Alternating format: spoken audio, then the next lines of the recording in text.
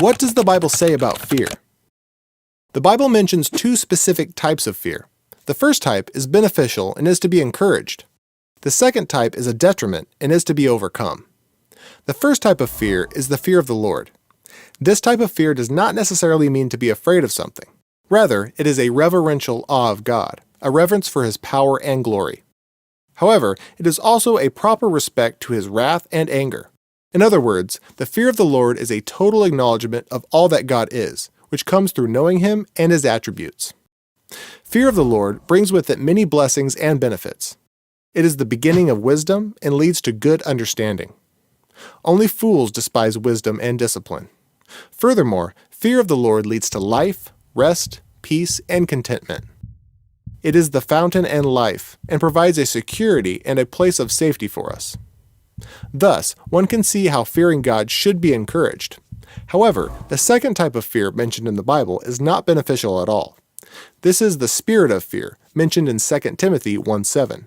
For God has not given you a spirit of fear, but of power and of love, and of a sound mind. A spirit of fearfulness and timidity does not come from God.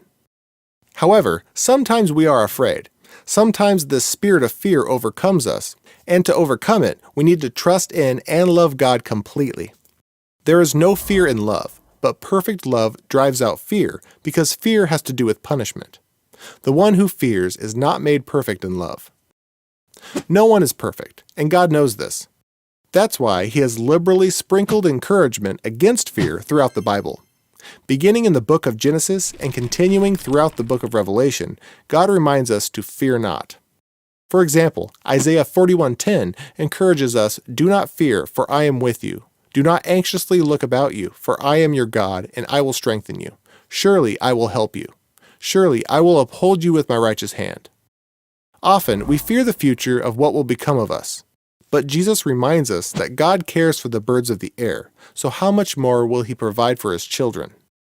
So don't be afraid. You are worth more than many sparrows. Just these few verses cover many different types of fear. God tells us not to be afraid of being alone, of being weak, of not being heard, and of lacking physical necessities. These admonishments continue throughout the Bible, covering the many different aspects of the spirit of fear. In Psalm 56:11, the psalmist writes, "In God I trust, I will not be afraid. What can man do to me?" This is an awesome testimony of the power of trusting in God. Regardless of what happens, the psalmist will trust God because he knows and understands the power of God. The key to overcoming fear, then, is total and complete trust in God. Trusting God is a refusal to give in to fear. It is a turning to God even in the darkest times and trusting Him to make things right. This trust comes from knowing God and knowing that He is good. As Job said when he was experiencing some of the most difficult trials recorded in the Bible, "Though He slay me, yet will I trust in Him." Once we have learned to put our trust in God, we will no longer be afraid of the things that come against us. We will be like the psalmist who said with confidence, "Let all who take refuge in you be glad. Let them ever sing for joy. Spread your protection over them, that those who love your name may rejoice in you."